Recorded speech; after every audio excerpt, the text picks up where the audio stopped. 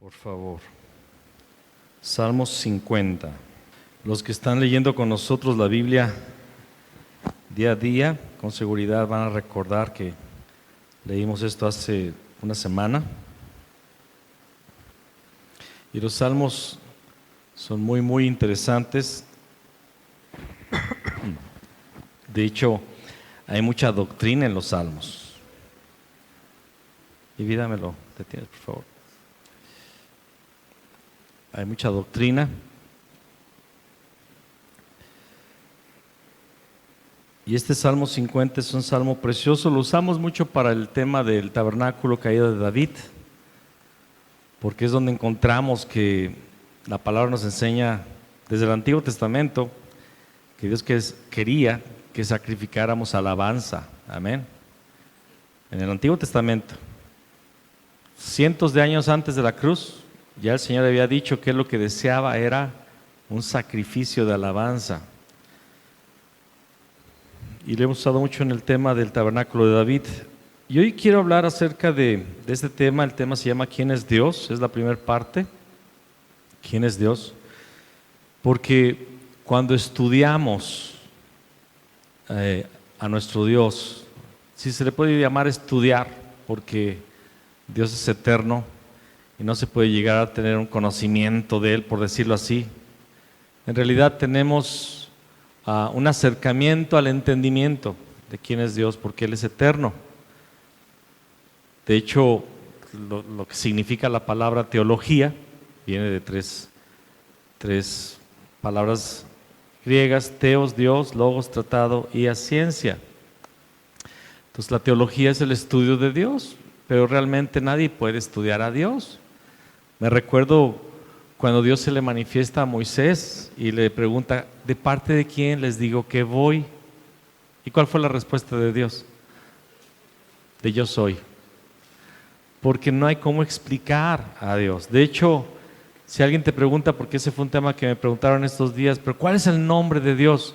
Dios no tiene nombre, porque se le pone nombre a aquello que ha sido creado, aquello que tiene un fin. Y alguien va a decir: ¿pero qué no se llama Jehová, Yahvé?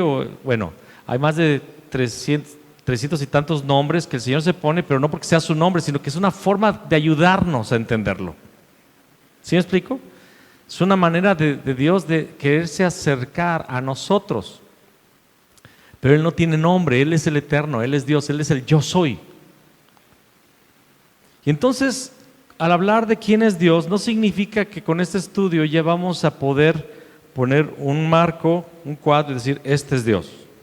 No es así. Estamos tratando de acercarnos a un entendimiento, a un conocimiento mayor de nuestro Dios. ¿Por qué lo hacemos? Porque cuando nosotros realmente empezamos a conocer quién es Dios y su naturaleza, nuestra vida se va a alinear cada vez más. Porque no es a cualquier Dios que adoramos. Y el problema es que muchas veces, como Dios dijo en la palabra: mi pueblo no me conoce, Él dijo. Mi pueblo no me conoce. Y ya me estoy adelantando al tema, es más, ya acabamos. No se crea.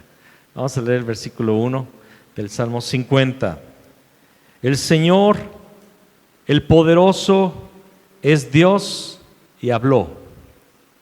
Convocó a toda la humanidad, desde donde sale el sol hasta donde se pone. ¿A quién convocó? Desde donde sale el sol hasta donde se pone, ¿qué significa? Todo ser viviente, todo humano en la tierra. Desde el monte Sión, la perfección de la belleza. ¿Qué es el monte Sión, amados? Es Jerusalén. ¿Amén? La palabra no pierde de vista este punto geográfico, físico en la tierra, aunque tiene un significado también espiritual. Pero dice aquí: desde el monte Sión, la perfección de la belleza, Dios brilla con un resplandor glorioso. ¿Cómo brilla Dios? Un resplandor glorioso. Amén. Nuestro Dios se acerca, pero no en silencio. A su paso, el fuego devora todo lo que encuentra, y a su alrededor se desata una gran tormenta. Estas frases, hermanos, estas líneas no son un recurso poético literario apenas. No es para adornar la palabra. Aunque este salmo es un canto, pero no es un recurso solamente poético literario. La presencia manifiesta de Dios es colosal. La presencia de Dios, su naturaleza es colosal. Dígalo conmigo, colosal. El día que Jesús se le acercó a Pablo, ¿qué le pasó? Se quedó ciego. El día que Daniel vio al Señor, ¿alguien se acuerda más que mi esposa nada más? Cayó como muerto sin fuerza. Ezequiel, lo mismo. El pueblo de Israel, lo vamos a ver después, no sé si el día de hoy, está aquí en el tema, pero no sé si lo vamos a alcanzar a ver, pero se hacía pipí, literal, cuando Dios se manifestó. El día que Belsasar vio solamente la mano, y no dice de Dios, pero vio una mano, pudo ser un ángel o pudo ser el Señor, escribiendo en la pared, dice que le temblaban las piernas. Cuando la palabra dice que Dios brilla con un resplandor glorioso, que cuando Él se acerca no lo hace en silencio, sino que a su paso devora todo lo que encuentra y se desata una gran tormenta, es literal. Cuando Dios se manifestó, quedaron lugares marcados por su presencia. El día de hoy, allá donde están esas montañas del Sinaí, aquí me los encontré, son míos, $1, siempre sirve para algo. Lo que pasa es que me va a estar distrayendo, hermano. Soy de esos que si ve algo se distrae. Existen lugares donde se ve que las piedras quemadas por el fuego del Sinaí. El lugar está quemado. Fue real.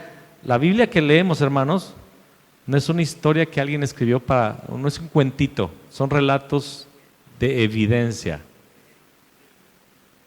Cuando usted la lea, pídele al Señor que le ayude a entender que está leyendo la verdad, las historias reales, encuentros reales, sucesos reales, acontecimientos reales de Dios manifestándose al hombre, porque Dios desea que le conozcamos. Versículo 4 dice: pone al cielo arriba y a la tierra abajo como testigos del juicio a su pueblo. Tráiganme a mi pueblo fiel, a los que hicieron un pacto conmigo al ofrecer sacrificios. Luego dejen que los cielos proclamen la justicia divina, porque Dios mismo será el juez. ¿Alguien ha leído Romanos 1, donde dice la palabra que Dios ha puesto la naturaleza como una voz que revela quién es Él? ¿Alguien lo ha leído en estos días? Estamos en Romanos 6 ahorita, ya leímos Romanos 1. Hermanos, un día en el juicio, el cielo y la tierra serán testigos contra la humanidad que no creyó en el Señor delante de Dios. Los propios cielos, la propia tierra serán testigos, porque ellos están viendo, la naturaleza está viendo cómo se conduce la humanidad delante de Dios, si se sujeta al pacto o no se sujeta al pacto. Y Dios lo está poniendo aquí desde ya. Los cielos y la tierra van a ser testigos el día del juicio. Si alguien no entiende esto de los cielos y la tierra, lea el Salmo 19, lea Romanos capítulo 8, donde dice que la creación gime. La creación gime. El Salmo 19 dice que los cielos cuentan la gloria de Dios y el firmamento anuncia la obra de sus manos. Lea después estos versículos, estos lugares. Salmo 19, Romanos 8, hay muchos más lugares, pero esos son los que yo conozco. El versículo 7 dice: oh pueblo mío. Bueno, antes de seguir aquí, me gusta lo que dice el versículo 5: tráiganme a mi pueblo fiel, a los que hicieron un pacto conmigo al ofrecer sacrificios. ¿A quién está hablando? ¿Qué pueblo es este? El que se acerca a Dios ofreciendo sacrificios, hace pactos con Dios a través de sacrificios. ¿De quién está hablando? En este momento que se está escribiendo, de Israel. Está hablándole a Israel directamente. Obviamente la palabra es para la iglesia, habla también a nosotros. Ellos hacían pacto con Dios a través de los sacrificios, porque Dios lo estableció. Amén.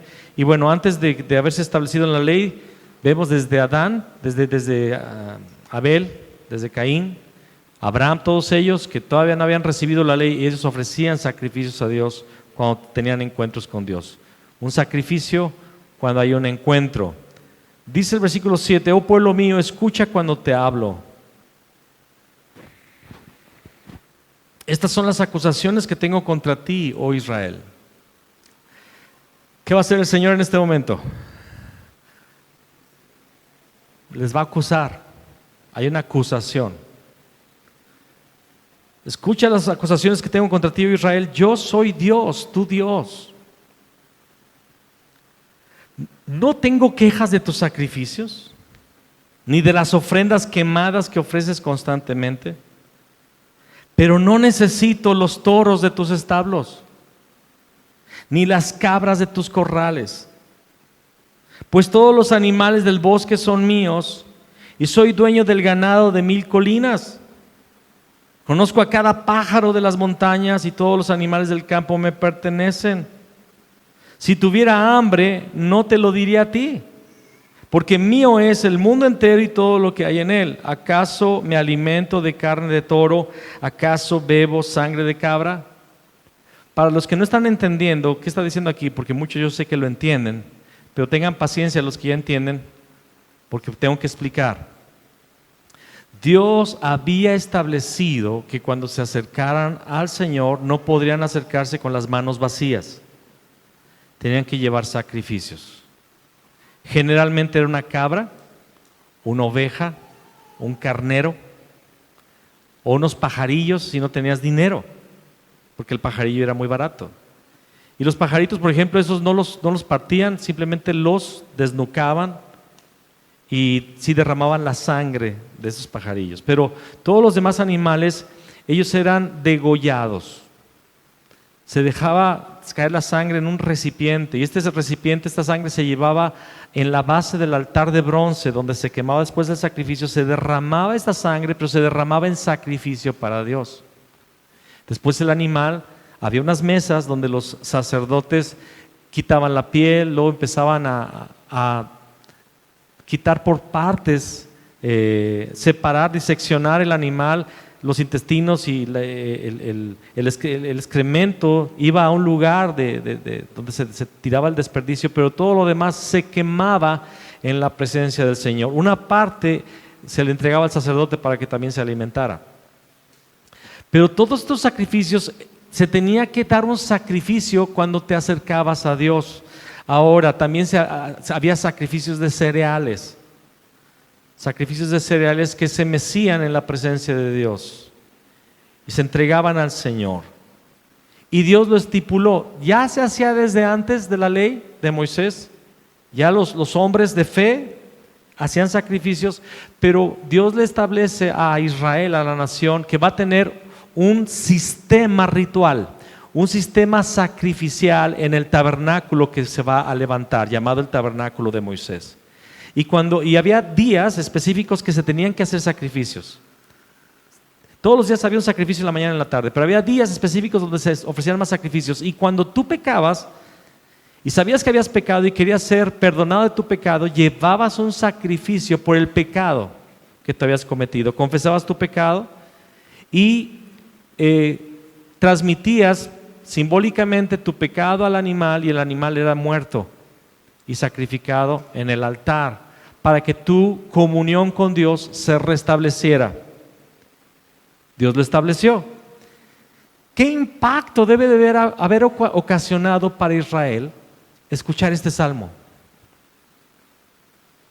¿Sabes? Es como si alguien te dijera, estás pasando un semáforo y te paras en el rojo, y cuando sale el verde, de repente arrancas y llega un tránsito y dice, es que no debes de pararte en rojo.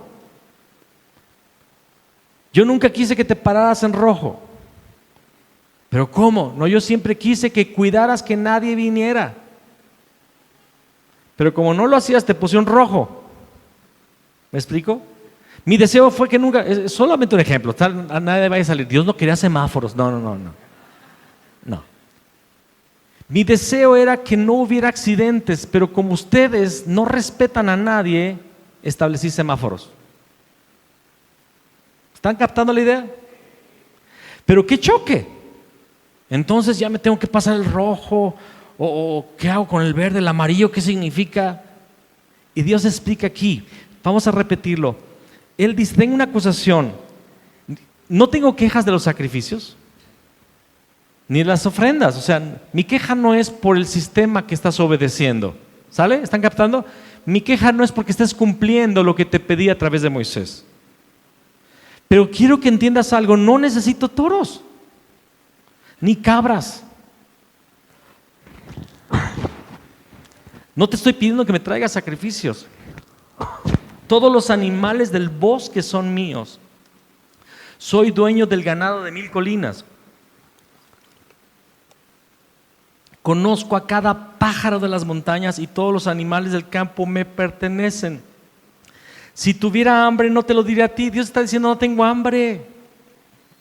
No es que yo me coma los toros y las cabras o algo así. ¿Acaso me alimento de carne de toro? ¿Acaso bebo sangre de cabra? Perdón. Estas preguntas que Dios le hizo al pueblo de Israel nos muestran algo. Yo quiero que tú lo captes porque es para ti también. Nos muestran el error en el cual cayó la nación. Cayó en un error. Comenzaron a ver a Dios como los otros pueblos paganos veían a sus dioses. Los dioses paganos, ellos bebían la sangre y comían la carne de los sacrificios. En el pensamiento colectivo, sus dioses comían la carne y bebían la sangre. A esos dioses se les podía complacer con sacrificios de animales. Y la percepción de Dios para el pueblo de Israel se había distorsionado, y al distorsionarse su percepción de Dios, también se distorsionó su adoración a Dios. ¿Están captando? Cuando se distorsiona el entendimiento de Dios, se distorsiona también la adoración. Es una adoración distorsionada. Y en el versículo 14 y 15 Dios va al punto. Dios va al asunto. En el versículo 14 dice: haz que la gratitud sea tu sacrificio a Dios y cumple los votos que le has hecho al Altísimo. Luego llámame cuando tengas problemas y yo te rescataré y tú me darás gloria. ¿Qué estaba queriendo Dios hacer con los sacrificios? En otra versión dice: sacrifica a Dios alabanza. Aquí dice gratitud, pero es lo mismo. Vamos a explicar con las palabras en hebreo. Haz que la gratitud sea tu sacrificio a Dios y cumple los votos que le has hecho al Altísimo. ¿Qué dice el libro de Hebreos? Que la paga del pecado es ¿qué? ¿Es Hebreos? Romanos, perdón. La paga del pecado es muerte. Cuando tú matabas, tú merecías ¿qué? Ser muerto. La ley decía ojo por ojo, diente por diente. Entonces, cuando alguien pecaba, Dios le dijo: trae un sacrificio. ¿Para qué el sacrificio? ¿Para que Dios bebiera sangre? ¿Para que Dios comiera carne? No, era un simbolismo. Y básicamente lo que Dios está diciendo, Él está explicando que Él es un Dios de relación. Un Dios que sabe si hay ingratitud en nuestro corazón, un Dios que escucha nuestras promesas o llamadas votos, voto y promesa es lo mismo, un Dios que quiere intervenir en nuestras vidas cuando necesitamos ser rescatados. Cuando tú llevabas el sacrificio, tú veías, de hecho era el sacrificio del inocente. ¿Sale? El sacrificio del inocente. El animal no había pecado. ¿Cuántos saben que los animales no pecan? Cuando ellos matan por hambre, o matan para protegerse, o matan para proteger a sus filhotinhos, sus crías. Ellos no tienen pecado, ellos son animales. Entonces era la muerte del inocente. Tú llevabas una oveja que no había hecho nada más que ser oveja, y tus pecados eran transmitidos a él, y entonces se le quitaba la vida. Yo no sé usted, yo no fui criado en un rancho, ni he estado viendo, pero a mí me da cosa ver cuando sacrifican a los animales que son para alimentarnos. O sea, una vez fui al rastro, me llevó al rastro un carnicero, y fuimos al lugar donde están matando a los puercos. No juegues, o sea, ahora entendí lo de que ay, chillas como puerco, ya lo entendí. Porque es un gritadero y los están matando, y ay, o sea, sácame de aquí. Le dije a la persona, ¿qué hago aquí? Yo no nací para estar en un rancho. Yo soy de la ciudad. No puedo. Entonces tú veías. Ahora, la orden de Dios es que el animal hubiera estado contigo, que fuera un animal al que tú te hubieras acostumbrado. ¿Cuántos se han encariñado de su perro? No son los animales bien inteligentes, hasta parece que entienden más que los hijos. Haz esto y el perrito bien obediente. Y a tu hijo, peor que un burro.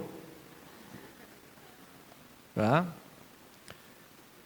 Y entonces cuando veías al animal inocente decías, híjoles, va a morir, ¿qué? Por mi pecado.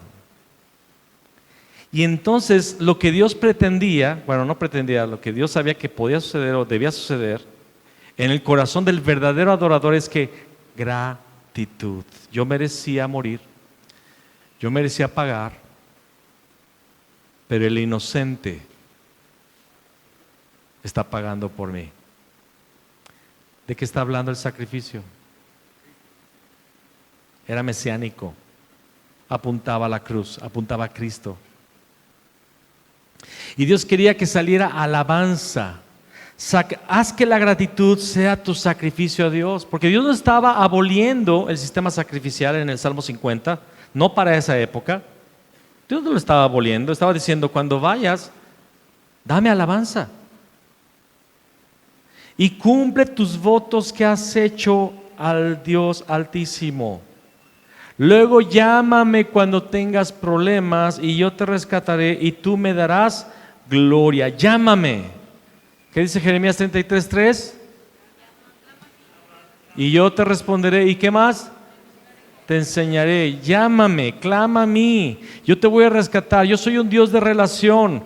Yo te levanté, yo te rescaté de Egipto. Yo quiero manifestarte, yo quiero ser tu amigo. Yo quiero estar cerca de ti. Yo quiero que me conozcas como ¿qué? Como lo que siempre fue, el Padre. Un Padre, Dios es nuestro Padre, Dios es nuestro cuidador. Alzaré mis ojos a los montes, ¿de dónde vendrá mi socorro? Mi socorro viene de Jehová, que hizo los cielos y la tierra. No dará mi pie al resbaladero, ni dormirá el que me guarda, dice el Salmo también.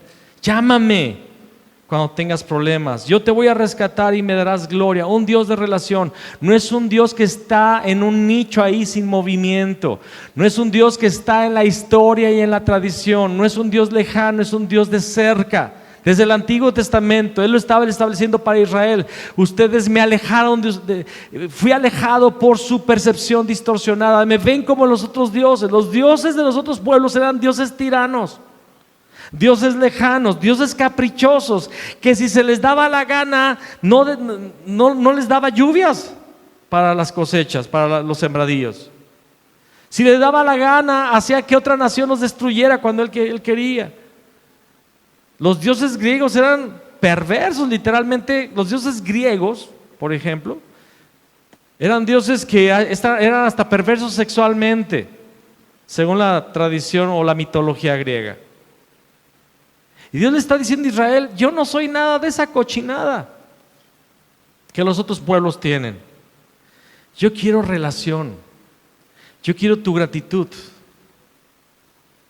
Yo quiero que tú me llames. Cumple tus votos que has hecho al Altísimo. ¿Qué son los votos? Son las promesas que le hacemos a Dios. Y escúchame, es correcto hacer promesas a Dios, guiadas por la verdad de Dios, ¿sale? Votos correctamente hechos. Nadie va a decir, no, yo le voy a hacer una promesa a Dios. Si me saco la lotería a Dios, espérate, nada de eso. Ay, si Juan Julio Manuel me hace caso, Señor, yo voy a servir en la iglesia. No, no estaba hablando de eso. Pero son votos. En Génesis 28:20 dice, luego Jacob hizo el siguiente voto. Jacob dice, si Dios en verdad está conmigo y me protege en este viaje, y si Él me provee la comida y de ropa, y si yo regreso sano y salvo a la casa de mi padre, entonces el Señor ciertamente será mi Dios. Esa es una promesa. Y esta piedra que levanté como columna conmemorativa será un lugar de adoración a Dios, y yo le daré a Dios 1/10 de todo lo que Él me dé. Jacob hizo un voto. ¿Por qué hizo ese voto? Porque Jacob aún no conocía bien a Dios. Sabía que era el Dios de Abraham, sabía que era el Dios de su abuelo Abraham, sabía que era el Dios de su padre Isaac, pero él no había tenido una experiencia con Dios. Está conociendo a Dios. Y le dice, Dios, si tú me proteges, si me das de comer y si me haces regresar sano y salvo a mi casa cuando yo regrese de este viaje, tú vas a ser mi Dios. Y voy a apartar el 10 de todo lo que gane para ti. ¿Está mal ese voto? Fue un voto correcto. Y sabes, ¿tú qué crees que hizo Dios en cuanto a ese voto que hizo Jacob con él? Le dio alimento, lo protegió, lo hizo regresar a casa rico, se fue pobre y regresó rico. Dios se manifestó a Jacob y en tiempos Dios se manifestó, se le reveló a Jacob. Los votos correctos nos acercan a Dios. De hecho, por ejemplo, hay una porción, hablando de dinero, que Dios le dice a la nación de Israel, probadme ahora en esto, si no abriré las ventanas de los cielos y derramaré bendición hasta que sobreabunde. Malaquías 3. Pruébenme, para que vean que yo soy Dios, para que vean que es real, que soy real, que estoy aquí, que estoy presente. Muchos no conocen a Dios. Y aún vienen a la iglesia por mucho tiempo, pero para ellos dicen creer en Dios, pero realmente no han conocido a Dios, realmente no conocen a Dios. Realmente no conocen a Dios, y eso hace que su adoración sea una adoración distorsionada. Porque no has entrado en pacto, no has entrado en un compromiso, no has hecho votos, no has hecho promesas al Dios de Israel. Promesas correctas, obviamente estoy hablando. Y nadie se vaya a asustar pensando que esta predicación es para levantar promesas de ofrendas o algo así. No, aunque también hay promesas económicas que uno puede hacer al Señor si el Señor te guía a eso. Pero el tema es tu vida. Dios está interesado en tu vida. Votos. Aquí Jacob hizo un voto. En Primera de Crónicas, capítulo 4, versículo 9 y 10, dice, había un hombre llamado Jabes, quien fue más honorable que cualquiera de sus hermanos. Su madre le puso por nombre Jabes porque su nacimiento le causó mucho dolor. Él fue quien oró al Dios de Israel diciendo, ay, si tú me bendijeras y extendieras mi territorio, te ruego que estés conmigo en todo lo que haga y líbrame de toda dificultad que me cause dolor. Y Dios le concedió lo que pidió. Jabes clama a Dios. Jabes, podemos entender que tuvo una vida difícil desde que nació. Desde que nace le ponen el nombre Jabes, que significa dolor. Por cierto, si vas a tener una hija, no le pongas Dolores, porque después le va a sufrir. Le pusieron a él, haz de cuenta que le pusieron Dolores. ¡Dolores! Y tuvo una vida bien difícil y nada le sucedía, nada le iba bien. Puedo imaginar que trataba de emprender algo y fracasaba. Y llega un punto en el cual ora a Dios y le dice, si me bendijeras y extendieras mi territorio. En aquella época tener tierras era lo más importante. En el tiempo pasado, la agricultura, la ganadería, era lo más importante. Si extendieras mi territorio, te ruego que estés conmigo en todo lo que haga. Relación, amén. Que estés conmigo en todo lo que haga. y líbrame de toda dificultad que me cause dolor. Y Dios le concedió lo que pidió. Se acercó a Dios buscándole, pidiéndole, buscando relación. En 1 Samuel capítulo 1 versículo 10 y 11, Ana, lo acabamos de leer hace unas semanas, ¿no? Ana era la esposa del Cana. Ana, con una profunda angustia, diga conmigo, profunda angustia. ¿Cuántos saben que la angustia ya es gacha? Estar angustiado está feo, ¿sí o no? Ahora era una profunda angustia. Ana, con una profunda angustia, lloraba amargamente mientras oraba al Señor. ¿Por qué lloraba Ana? Era estéril. Era estéril. Y tenía, en aquella época era permitido tener varias esposas. El Cana tenía a Penina, que tenía varios hijos. Y Ana, año tras año, no tenía hijos. En aquella época, todavía actualmente, una mujer se realiza teniendo hijos porque es el proyecto de Dios. Es el proyecto natural. Aunque hay mujeres llamadas a ser célibes y no tener hijos, también hay llamamientos, lo dice Pablo, hombres y mujeres. Pero en aquella época no tener hijo era no servir para nada. Era lo que significaba, no sirvo. Y a pesar de que el Cana la quería muchísimo, ella se sentía angustiada profundamente porque pasaba el tiempo y ella no tenía hijos. Y peor que todo, Penina la molestaba. No tienes hijos, inservible, muñequita de aparador. Y cada que subían al lugar de adoración en Silo, Penina la angustiaba. Y un día que Ana está en el tabernáculo en Silo, dice que ella va a buscar a Dios y empieza a llorar amargamente. Empieza a llorar en la presencia de Dios. Y dice la palabra en el versículo 11, e hizo el siguiente voto, la siguiente promesa. Y esta promesa está bárbara, ¿eh? Si te pones a pensar lo que hizo Ana, está muy loco. Oh Señor de los ejércitos celestiales, si miras mi dolor y contestas mi oración y me das un hijo, entonces te lo devolveré.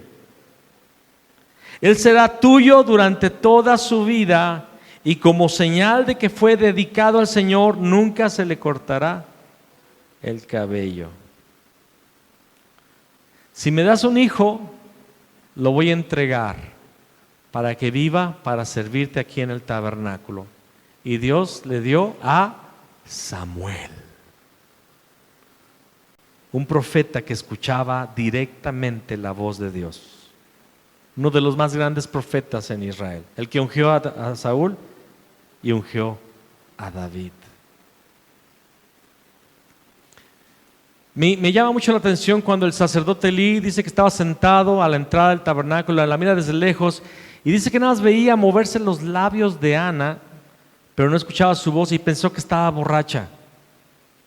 Le dice, mujer, primero deja que se te pase la borracha y después ven aquí a buscar a Dios. Y le dice a Ana, Señor, no estoy ebria, estoy con un corazón quebrantado buscando al Señor. Y Samuel le dice que el Señor te conceda la petición de tu corazón. Y después de unos años, porque dice que no volvió hasta que el niño fue destetado, pero si es como algunas hermanas que conozco, no volvió en 5 o 6 años. Ya el niño está jugando, ya está en las ligas de béisbol del kinder. Pero dice que hasta que lo destetó, ríase poquito, aguante, espero. Lo disfruta un rato al niño. Yo el otro día que estaba leyendo ese pasaje me puse a pensar en Joshua, ¿no? ¿Qué onda? Imagínate, Dios nos entregó al niño y de repente, ¿sabes que te vas a quedar en CDMX allá con el sacerdote fulano de tal toda tu vida? Ya no vas a estar en mi casa. ¿Qué voto? ¿Qué promesa? Tan profunda, tan impactante. Y Dios se lo concedió, hizo voto. Dios dice, sacrifica a Dios alabanza y paga tus votos al Altísimo. Vemos que Samuel no se trata de dinero apenas, se trata de un afecto.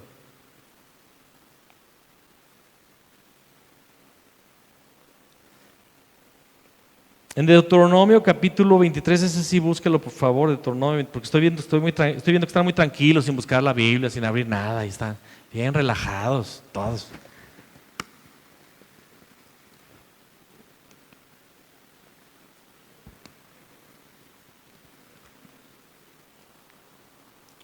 Deuteronomio 23, versículo 21. Cuando lo tenga, diga ya. Cuando hagas un voto al Señor tu Dios, no tardes en cumplir lo que le prometiste. No tardes en cumplir. Pues el Señor tu Dios te exige que cumplas todos tus votos sin demora o serás culpable de tu pecado. Sin embargo, no es pecado abstenerse de hacer un voto, amén. No es pecado abstenerse de hacer un voto.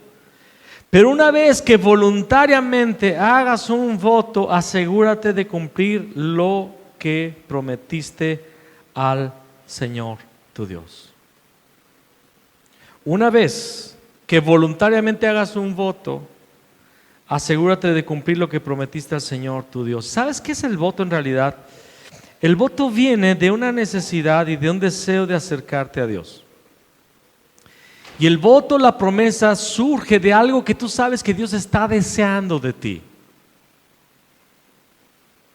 No es que querramos comprar a Dios, no es que estemos buscando sobornar a Dios, sino que realmente Dios está buscando, entendemos que Dios está buscando algo en nuestra vida. Amén. Y en el caso de Ana, en el caso de Abraham, en el caso de muchos hombres de Dios, Dios puso a prueba si su afecto no se había distorsionado hacia aquello que Dios les entregó. En el caso de Abraham, ustedes conocen la historia, Dios le dijo: sacrifícame a Isaac, y Abraham estaba dispuesto a hacerlo. En el caso de Ana, ella se lo entregó al Señor. Lo visitaba de año en año a su hijo, pero se lo entregó. Hizo un voto, hizo una promesa, Dios le responde, pero también le muestra a Dios: Señor, lo más importante eres tú, no el regalo que me diste. ¿Captaron eso? Dios quiere personas de pacto. Dios está buscando hombres y mujeres de promesa. Hay personas que no se involucran con Dios. No hacen pactos y promesas que saben que Dios está buscando en tu vida. Dios quiere bendecirte, Dios quiere prosperarte, pero lo más precioso es que Dios quiere que tú camines con Él, que conozcas a tu Dios. Que conozcas a tu Dios. ¿Están captando? ¿Estamos captando?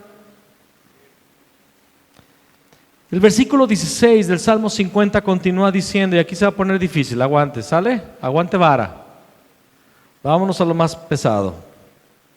Pero Dios dice a los perversos: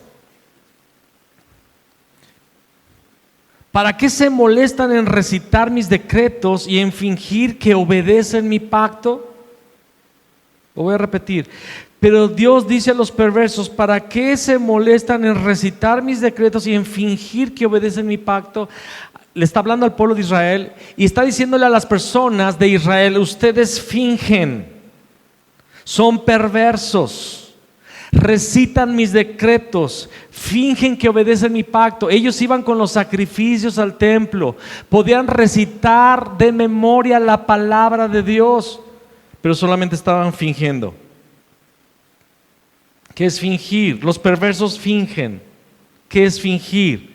El diccionario dice representar, aparentar o hacer creer como real algo que es falso o inexistente, utilizando palabras, gestos o acciones. Esto significa que los perversos fingen la fe. ¿Sabes? Yo puedo venir con la Biblia debajo del hombro a la iglesia y aparentar ser un buen cristiano. Por cierto, póngansela así para que las hojas no se llenen de axe.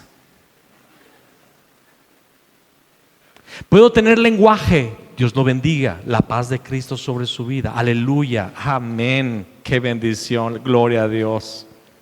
La sangre de Cristo tiene poder. Puedo tener todo un lenguaje. Puedo cargar la Biblia más grande.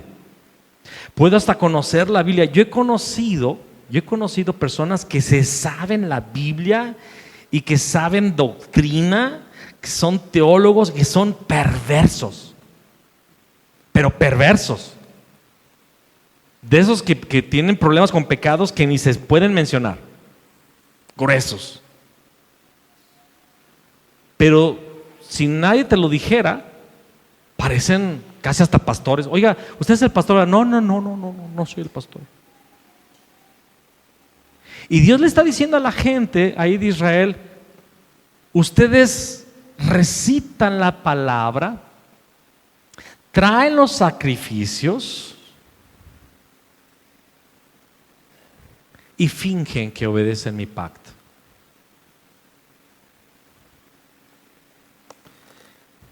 ¿Cómo reconocemos que son perversos? Fuera del lugar de culto, fuera del tabernáculo, que el día de hoy lo traduciríamos fuera de la reunión, viven una vida de pecado. Lo explica en el versículo 17 en adelante. Dice aquí: pues rechazan mi disciplina y tratan mis palabras como basura. Cuando ven ladrones, les dan la aprobación y se pasan el tiempo con adúlteros. Tienen la boca llena de maldad y la lengua repleta de mentiras. Se la pasan calumniando a su hermano, a su propio hermano de sangre. Vamos a comenzar viendo cómo son los perversos. Número 1, dice aquí: rechazan mi disciplina. Los perversos, los impíos, los que fingen, no aceptan cuando algo es disciplina de Dios para ellos.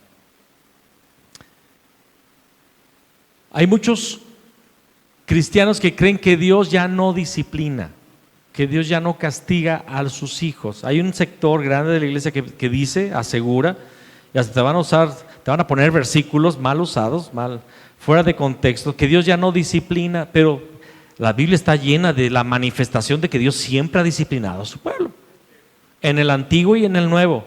De hecho, hay un capítulo célebre en el Nuevo Testamento. Todo el Antiguo Testamento se ve los juicios de Dios, la disciplina. Se ve hasta el pobre Israel con las pompis de fuera, ¡pah! Y Dios dándoles, ¿no? ¡Pah! Mandó a los asirios, ¡pah! Mandó a los romanos, ¡pah! Mandó a un chorro de pueblos para castigarlos. El libro de Jueces, ahí nada más agárrate el libro de Jueces y vas a ver cómo Dios dice, se apartaban de Dios y les mandaba el castigo. Pero Hebreos 12 dice que Dios al hijo que ama disciplina. Y el que no recibe la disciplina no es hijo. El perverso no acepta que lo que está saliendo mal, que lo que no le funciona sea una disciplina de parte del Señor. Para ellos es pura o mala suerte o situación, circunstancia. No es Dios. Cuando en realidad Dios está disciplinando. Regresa a mí, vuelve a mí, ordena tu vida, ordena tu corazón.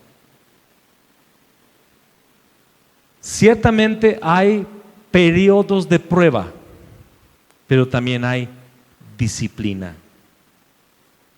Y tenemos que analizar qué es lo que está pasando. ¿Por qué está sucediendo esto? No para solamente mortificarnos, sino para ordenar lo que está mal. Un día dice la palabra que vino una hambruna sobre Israel y David le dijo a Dios: ¿por qué viene esta hambruna? Es por los pecados de Saúl con el pueblo fulano tal, que ahorita se me olvidó cuál era ese pueblo. Y tuvo que David reajustar, ¿perdón? No te oigo. Gaba, ok. Y tuvo que hacer algo, un sacrificio, tuvo que matar a los hijos de Saúl como sacrificio por ese pecado que había hecho Saúl, y la hambruna cesó. Por haber censado al pueblo David, Dios manda a un ángel y destruye a 17,000 personas por ahí en Jerusalén.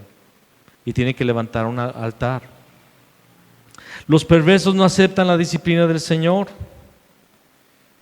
Y luego dice: tratan mis palabras como basura. Venimos al culto, escuchamos la palabra, y cuando solamente escuchamos pero no practicamos lo que se nos enseñó, eso es tratar como basura la palabra de Dios. No se trata de ser oidores olvidadizos, sino hacedores de la palabra de Dios. No trates como basura la palabra de Dios. No vengas nada más a escuchar. Cambia. Cuando ven ladrones les dan su aprobación. A ese grado. Aplaudir la maldad. Ándele, qué bueno que hizo esto. Aplaudir a los ladrones. Y se pasan el tiempo con adúlteros. Aquí va una fuerte. Aguas, ahí viene.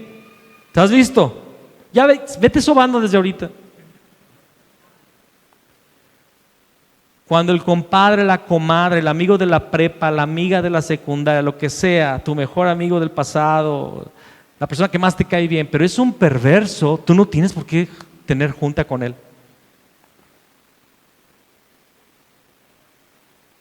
Tristemente, muchas personas no consiguen deslindarse de las juntas con personas perversas, pensando que no les va a afectar, pero al final afecta.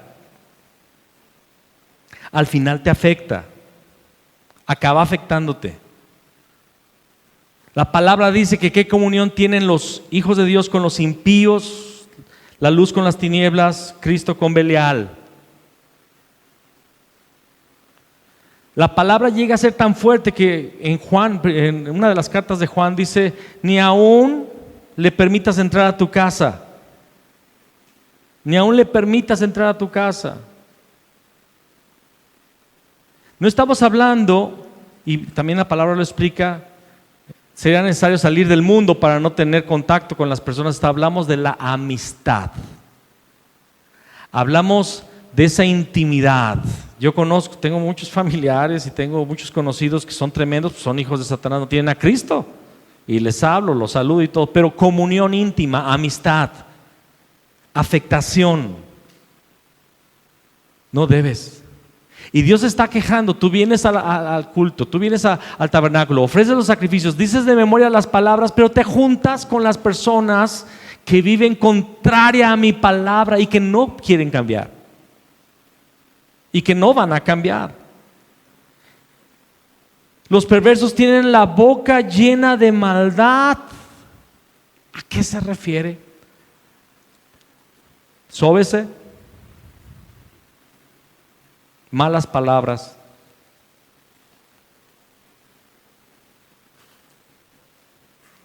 No levantes la mano, por favor. No quiero quemar a nadie. Pero ¿cuántos todavía le batallan con las maldiciones? No levantes la mano. Hijo. Cuando alguien se te atraviesa en el coche o cuando te pegas en la mesita toda filosa.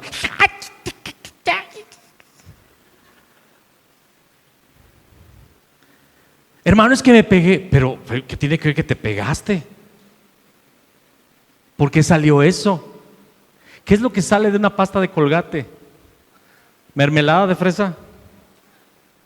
¿Sale qué? Lo que hay dentro, para lo que fue creado. Si salió eso es porque eso está en tu corazón. Maldiciones, majaderías, truanerías.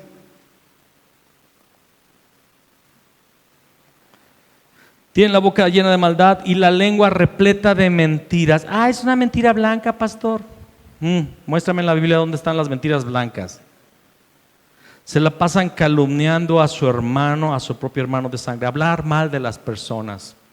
Sabes, hay muchas personas que se llaman cristianas que no pueden más que hablar mal de otros. Siempre se la pasan hablando mal de todo. Y te acercas a esas personas y, ¿cómo estás? Pues más o menos. Y ya sabes que ahí viene. Va a hablar mal de alguien. Una vez estaba ahí visitando a alguien y todo y esta persona quería hablar mal de alguien en la iglesia. Es que tal hermana, no me acuerdo su nombre, pero así, yo sabía de quién estaba hablando. Porque me lo estaba describiendo, ¿no? Y quería hablar mal. No, pues no sé. Y seguía hablando mal, hasta que le dije, ¿sabes qué? No hables mal de él. Pero es que tú no conoces su corazón, tú no conoces su vida. Y tiro por viaje cada vez que veo a esta persona, busca hablar mal de alguien. Tienen eso como que en el ADN. ¿Has conocido personas así? Que siempre están queriendo hablar mal de alguien. Calumniaste a tu hermano, dice ahí. No saben de otra. Pues ahí vamos, pero la verdad es que todavía las cosas no andan bien. Es que fulano y fulana ahí en la casa, esto y aquello. Siempre quejándose, siempre viendo el vaso medio lleno.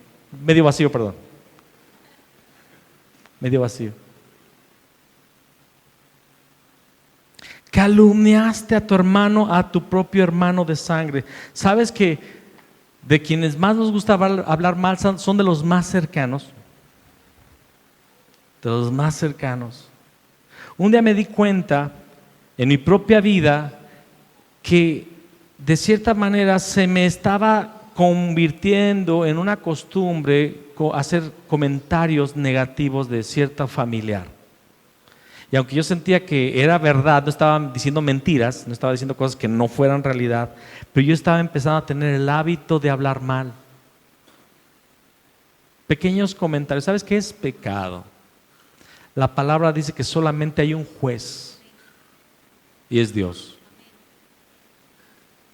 Los perversos hablan mal, critican, calumnian, exponen a los demás. El versículo 21 dice: mientras ustedes hacían esto, mientras ustedes hacían todo esto, yo permanecí en silencio. Y pensaron que no me importaba, pero ahora le entregué una palabra al pastor Fabián. Es broma. Pero ahora los voy a reprender. Presentaré todas las acusaciones que tengo contra ustedes. En otra versión dice: estas cosas hiciste y yo he callado, pensabas que de cierto sería como tú. Y esta frase me gusta, dice aquí: y pensaron que no me importaba, pero en esta versión antigua dice: pensabas que de cierto sería yo como tú. Y aquí radica todo el problema.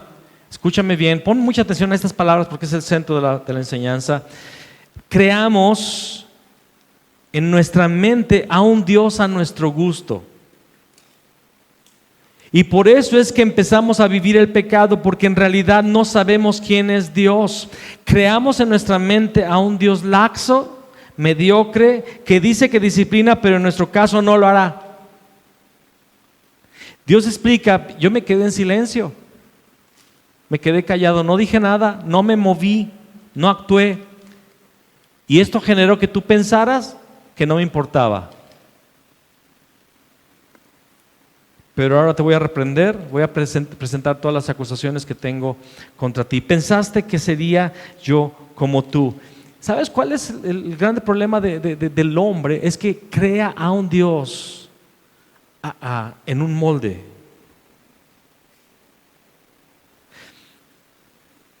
Una religión que ustedes conocen practica la idolatría, y la mayoría, y la imagen que más les gusta, que más adoran, es la de una madre que te ve así como: ay cochinito, ay tremendito, ay puerquito. Y la cara es esta, de ese ídolo: eres bien tremendo, pero soy tu madre. Te tengo que salvar. Es el Dios que inventamos. Y aunque ya no adoramos esos ídolos, aunque no estamos en esa religión, traemos esos conceptos con nosotros a nuestros días. Y pensamos que Dios es un Dios que no nos va a hacer nada y que nunca va a pasar nada por vivir de la forma podrida que estamos viviendo. Pensaste que sería como tú. Ay, hice esto, pero Diosito, y hasta tenemos en nuestra boca Diosito. ¿Diosito?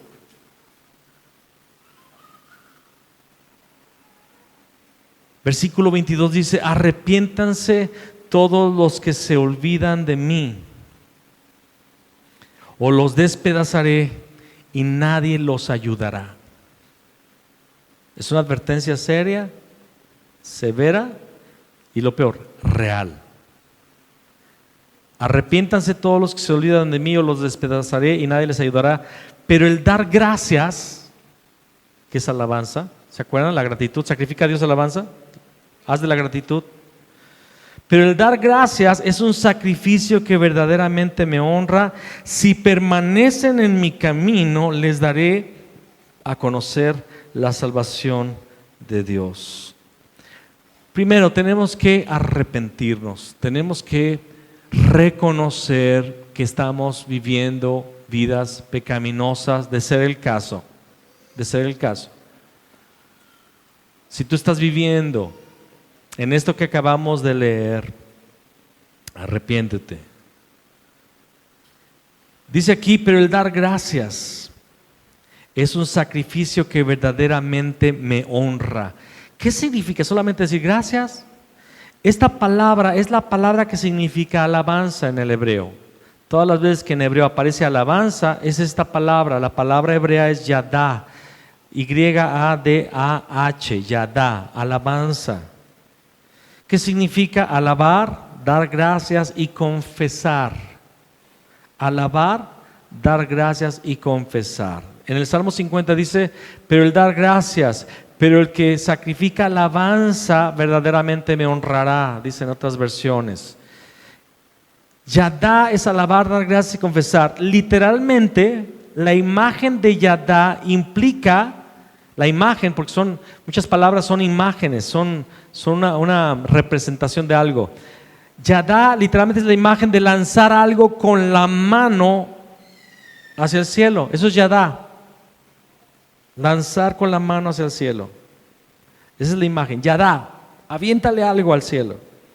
Espiritualmente esto se interpreta como lanzar o dirigir hacia arriba las manos y el corazón para exaltar a Dios o reconocer una verdad. Yadá, lanzar. Pero el que sacrifica alabanza, dice aquí, el que da gracias, el que hace de la gratitud su estilo de vida, el que hace que su sacrificio sea la alabanza. ¿Qué es la alabanza? Reconocer. Es lanzar hacia Dios alabanza, gratitud, pero también es lanzar reconocimientos de su verdad, de quién es Él. Te alabo, Señor, porque me has perdonado. Por ejemplo, ahorita que estamos viendo mi pecado, me perdonaste, tu poder, ahora soy libre. Bueno, no me la sé, por eso no la canto casi yo nunca, ¿verdad? Pero dice: glorioso día, el día que Dios me salvó. Esas canciones son alabanza. ¿Por qué? Porque estamos lanzando hacia Dios una declaración de que fue ese glorioso día que fuimos salvados. Ese glorioso día fue el día que me perdonó, que me quitó de mi cuenta todos los pecados que había hecho, me salvó, me lavó, derramó su sangre, me hizo su hijo. ¡Qué glorioso! Es alabanza. Yo sacrifico alabanza y se lo doy a Dios. El sacrificio de animales que había sido ordenado en la ley tenía como meta que el ofertante mirara hacia la cruz. El inocente estaba muriendo. Un día el inocente Cordero de Dios moriría por todos los pecados de la humanidad. Y hermano, cuando vemos hacia la cruz, cuando vemos que Cristo pagó mi pecado, no hay lugar para criticar a mi hermano, para calumniar a mi hermano.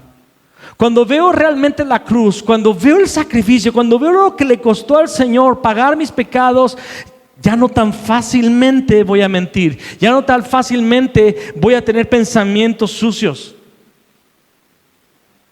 No va a ser fácil para mí volverme a embriagar con la bebida alcohólica, porque Cristo pagó por los alcohólicos, Cristo pagó por los adúlteros, Cristo murió por los mentirosos,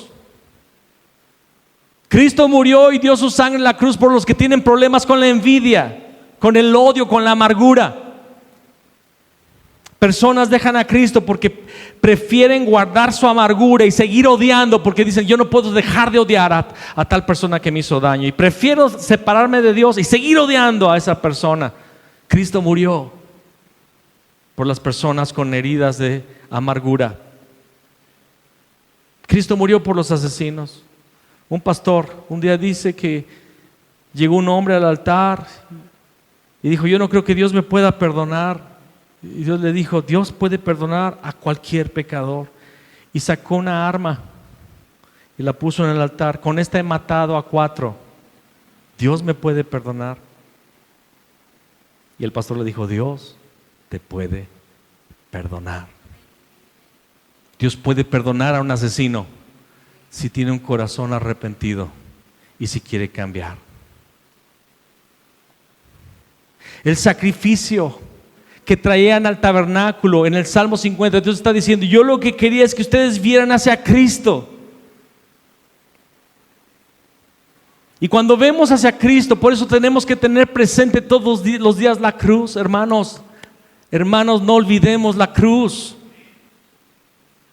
No es una historia lejana, tiene que ser nuestra vida diaria. El Hijo de Dios fue martirizado y pagó con su vida el costo de mi maldad. Cuando yo veo a la cruz, cuando yo veo al inocente, al Cordero de Dios que no abría su boca, ¿sabes? El poder del pecado ya no tiene influencia. Se acaba la influencia del pecado. Se acaba la influencia del pecado.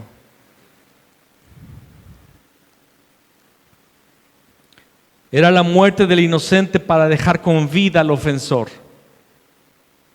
El sacrificio genuino provocaría gratitud por el perdón. Gratitud. Hoy nuestro sacrificio de alabanza debe ser basada en mirar hacia Cristo Jesús, quien tomó nuestro lugar en el Calvario. Hebreos 13:15 dice, búscalo y subráyalo, es un versículo muy importante en el Nuevo Testamento. Hebreos 13:15, por lo tanto, por medio de Jesús, ofrezcamos un sacrificio continuo de alabanza a Dios, mediante el cual proclamamos nuestra lealtad a su nombre. Lo voy a repetir. Por lo tanto, por medio de Jesús, ofrezcamos un sacrificio continuo. ¿Cómo es? Continuo. Esto habla del sacrificio continuo del tabernáculo de Moisés. Ofrezcamos un sacrificio continuo de alabanza a Dios, mediante el cual proclamemos nuestra lealtad a su nombre. ¿Por qué oran los de Puerta del Cielo todos los días? ¿Porque somos bien religiosos? ¿Porque somos bien fanáticos? Porque es continuo.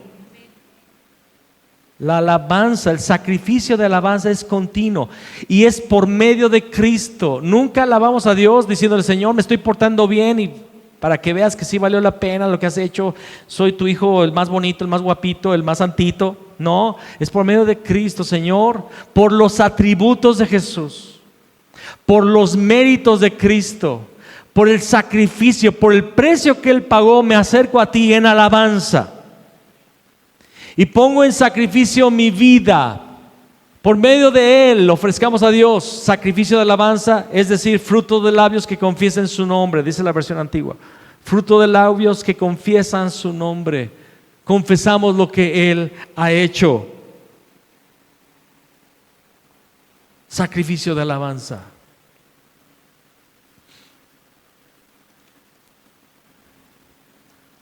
Si permanecen en mi camino, les daré a conocer la salvación de Dios. Si permanecen en mi camino. Otra versión dice: al que ordene su camino. Amados, hay que traer orden a nuestra vida. Muchas personas que invitamos a la casa a cenar o a pasar un tiempo ahí, siempre llegan bien nerviosos, bien asustados. Hace poco una persona me dijo: bueno, antes de cenar, dígame que de qué se trata. ¿Por qué venimos? O sea, ¿qué quiere? Y se la solté. Esto está mal en tu vida y vemos que quieres caminar con el Señor. Vemos que te estás esforzando, pero te sales del caminito y bueno, esta cena, esta comida, lo que haya sido, siempre es, hermanos, para ayudar a las personas a ordenar su camino. Ahora, una aclaración, no siempre es para hablar de problemas. Tenemos ganas de amistad también. Nos llegaron unos hermanos a nuestra oficina y bien nerviosos. ¿Qué es lo que quiere, pastor? Pues nada más, estar con ustedes. Bueno, sí, tráigase la coca entonces. Pero dice, al que ordene su camino, a los que permanecen en mi camino. La nación de Israel venía al tabernáculo con sacrificios, recitaba la palabra de Dios todos los días, pero Dios se hartó. Y en Isaías después lo vamos a ver, que Dios le dice a la nación de Israel: estoy harto de esas reuniones. Estoy harto de que vengan aquí, que crean que todo está bien. Amadas hermanas casadas, ¿por qué a veces ustedes están tan enojadas con los esposos? Llega uno bien contento, ¿no? ¿Cómo está mi vida? Y el esposo está en la cocina, imaginándose que es la mano de su esposo, ¿no? Ya llegué, mi amor. Y la otra, ¿qué tienes? ¿Cómo que qué tengo? Y ya cuando dicen eso. Y es que las cosas no están en orden. Algo hiciste. Yo ya le digo a Tere, ya dime qué hice. No quiero adivinar. O va a haber competencia por la catapixia número 1, catapixia. ¿Qué hice? No, o sea, ¿qué fue lo que pasó? Y a veces es porque soñó que me había portado mal. También le pido perdones en esas veces. Pero Dios le estaba diciendo a la nación de Israel: ustedes piensan que todo está bien, vienen al templo, vienen a la iglesia, y ustedes en realidad se burlan de mis palabras, echan a la basura lo que yo les digo, porque viven igual que siempre. Pon la musiquita, por favor.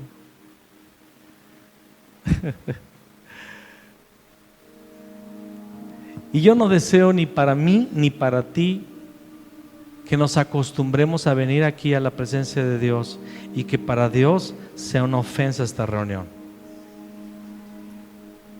Yo lo que anhelo para ti y para mí es que siempre que vengamos, lo que más se pueda sentir es la presencia de Dios. Que salgamos de aquí renovados, que salgamos de aquí diciendo: tuve un encuentro con Dios. Esa palabra que hoy escuché desde el púlpito trajo refrigerio a mi corazón, trajo paz, trajo quietud, trajo gozo, trajo ánimo. Yo salgo de esa reunión con unas ganas de hablar del Señor, con unas ganas de vivir, con unas ganas de emprender todo para la gloria de Dios, porque Dios estuvo aquí. ¿Sabes? Hay reuniones, hay cultos donde Dios no está, donde Dios no se hace presente,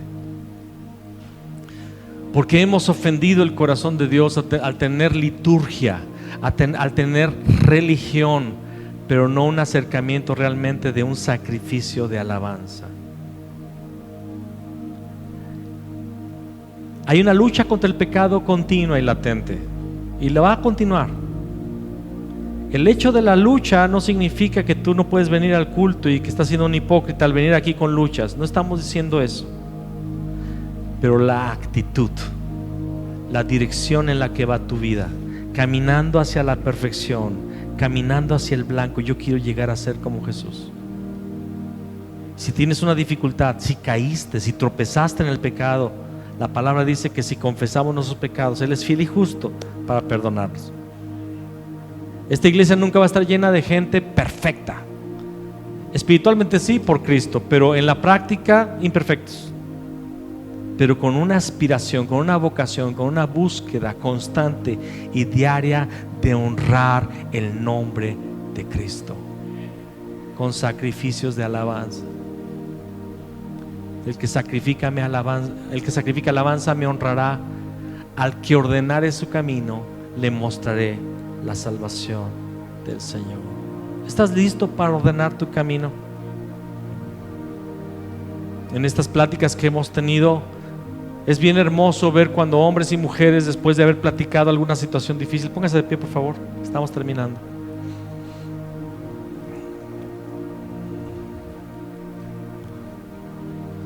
Es bien hermoso cuando en una consejería matrimonial,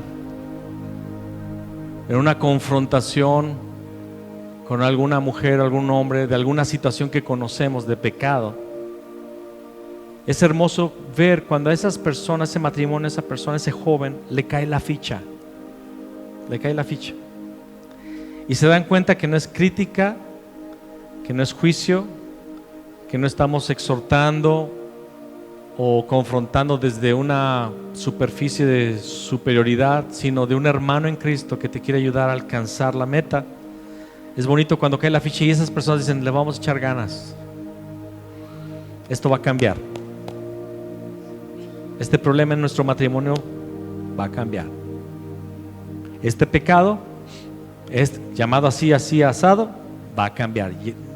Voy a luchar contra él para la gloria de Cristo. ¿Sabes? Lo que Dios desea para ti es que al salir por esa puerta seas un fuego encendido de alabanza a Dios en medio del mundo, en medio de la gente. Que la gente pueda percibir el aroma de Cristo en ti, a donde quiera que vas. En Antioquía les llamaron ¿qué? ¿Por qué le llamaron cristianos a los del camino? Hablaban solo de Cristo, se parecían a Cristo. Era tan evidente porque, oye, hacían lo más loco, daban sus cosas para ayudar a los demás. Cuando en el imperio romano en el que se vivía, todo se trataba de acumular. El día de hoy está igual la cosa, ¿no? Veían a Cristo. Si hoy ordenamos nuestro camino, Él nos mostrará su salvación. La palabra también dice: la comunión íntima del Señor es con aquellos que le temen, a ellos les dará a conocer su pacto. La próxima reunión, el próximo tema, hablaremos de quién es Dios en el contexto del temor de Dios. ¿Qué es el temor de Dios? Señor, queremos ordenar nuestros caminos. Queremos ordenar nuestras vidas. Señor, perdónanos, perdóname si se ha vuelto liturgia vacía el venir al culto, el venir a buscarte, Señor, aquí. Perdóname si he hecho del culto, del día de reunión, una liturgia vacía. Padre, yo quiero ser un hombre en un continuo sacrificio de alabanza a ti, con gratitud verdadera en mi corazón por los méritos de Cristo hacia mí. Que yo pueda reconocer, que yo pueda expresar verdadera alabanza delante de ti. Hazme un adorador en espíritu y en verdad. Señor, que nuestra adoración, Señor, se transmita a cada asunto de nuestra vida. Que nuestra adoración, Señor, se ramifique, Señor, en cada aspecto de nuestro diario vivir. Que seamos santos. Que seamos santos como tú has llamado a tu pueblo a ser santo. Hombres y mujeres que caminan en la verdad, que caminan en la justicia, que caminan en una fe genuina. Hombres y mujeres que no fingen una fe cada día domingo. No queremos ser fingidores, queremos ser adoradores. Señor, saca de nuestra vida toda religiosidad vacía. Convierte nuestros corazones a ti. Venimos en arrepentimiento, Señor. Padre, tal vez no reconocemos en este momento, no identificamos cosas que tú ves. Tal vez hemos perdido de vista, Señor, ciertas prácticas, ciertas situaciones. Ayúdanos a ver nuestro error. Ayúdanos a ver, Señor, los puntos de pecado que están ahí. Ayúdanos a ver, Señor, en esos rincones escondidos de nuestra vida donde se ha albergado el pecado, la arrogancia, el orgullo, la altivez, la religiosidad. Perdónanos, Señor. Ya no queremos hablar mal de nuestros hermanos. Ya no queremos calumniar. Ya no queremos, Señor, tener bocas perversas, lenguas sucias. No queremos tener, Señor, nuestra amistad con personas perversas. Dependemos de ti, Señor. Ayúdanos, límpianos. Dígale al Señor ahí en su lugar. Pídale al Señor que te limpie. Pidámosle al Señor que nos limpie de todo lo malo, de todo lo vano. Señor, limpia mi vida. Te pido, Señor Jesús, limpia mi vida. Lávame más y más de toda maldad y de todo pecado. Convénceme, Señor, de pecado, de justicia, de juicio. Haz que tu temor venga a mi vida, Señor. Ese temor santo, ese temor reverente. Ayúdame a conocerte, Dios. Señor, que mi adoración se alinee nuevamente por causa de mi conocimiento más profundo del Dios al cual sirvo, al Dios al cual clamo. Revélanos quién eres, Señor. Padre, entendemos, sabemos que esta palabra, esta predicación es nada, Señor, comparado a lo que tú quieres revelar de tu persona. Revélanos tu gloria, Señor. Revélanos tu gloria. Revélanos tu gloria. El resplandor, Señor, glorioso de Cristo. Haznos ver la luz de tu rostro, Señor. Resplandece en nuestras vidas. Resplandece en nuestros corazones. Así como hiciste que resplandeciera la luz, Señor, en medio de las tinieblas en Génesis, así haz resplandecer la luz de Cristo en nuestros corazones el día de hoy. Que podamos ver quién es el Cordero. Que podamos ver a Cristo, Señor. Que podamos ver al inocente que fue sacrificado por nuestros pecados. Y que podamos andar, Señor, tras sus pisadas todos los días de nuestra vida, Señor. Revélanos tu gloria. Revélanos quién eres, Señor. Revélanos a Cristo cada vez más. Te lo pedimos. Ayúdanos a ser hombres de pacto, hombres y mujeres que saben, que aprenden a hacer voto delante de ti, Señor.